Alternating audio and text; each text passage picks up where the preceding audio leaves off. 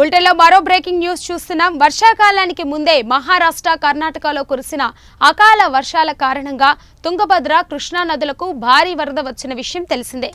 మధ్యలో 2 వారాల పాటు వర్షాలు తగ్గుముఖం పట్టినప్పటికీ గత వారం రోజులుగా మహారాష్ట్రలో భారీ వర్షాలు కురుస్తున్నాయి. దీంతో వాగులు, వంకలు పొంగి పొర్లడంతో కృష్ణానదిపై ఉన్న జురాల ప్రాజెక్టుకు వరద పోటెత్తింది. అకాల వర్షాల కారణంగా 5 రోజుల పాటు గేట్లను ఎత్తిన అధికారులు మరోసారి వరద వచ్చి చేరుతుండటంతో అప్రమత్తంగా ఉన్నారు.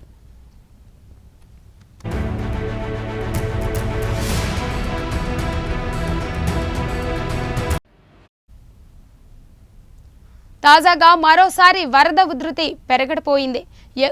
ఎగువ కురుస్తున్న భారీ వర్షాల కారణంగా 33,000 క్యూసెక్కుల వరద వస్తుండటంతో అధికారులు విద్యుత్ ఉత్పత్తి కొనసాగిస్తున్నారు. దీంతో 38,447 క్యూసెక్కుల నీరు దిగువకు వెళ్తుంది.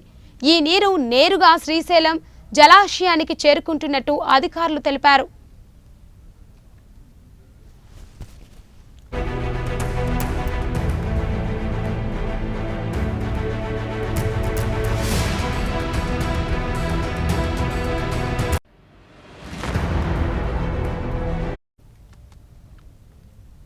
వర్షాకాలానికి ముందే మహారాష్ట్ర, కర్ణాటకలో కురిసిన అకాల వర్షాల కారణంగా తుంగభద్ర, కృష్ణా నదుల భారీ వరద వచ్చి విషయం తెలిసిందే.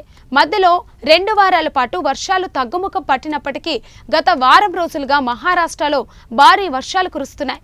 దీంతో వాగులు, వంకలు పొంగి పొర్లడంతో కృష్ణానదిపై ఉన్న జురాల ప్రాజెక్టుకు వరద పోటెత్తింది. అకాల వర్షాల కారణంగా 5 రోజుల పాటు గేట్లను ఎత్తిన అధికారులు మరోసారి వరద వచ్చి చేరుతుండటంతో అప్రమత్తంగా ఉన్నారు. తాజాగా మరోసారి వరద ఉధృతి పెరిగిపోయింది. ఎగువన కురుస్తున్న భారీ వర్షాల కారణంగా 33,000 క్యూసెక్కుల వరద వస్తుండటంతో అధికారులు విద్యుత్ ఉత్పత్తి కొనసాగిస్తున్నారు.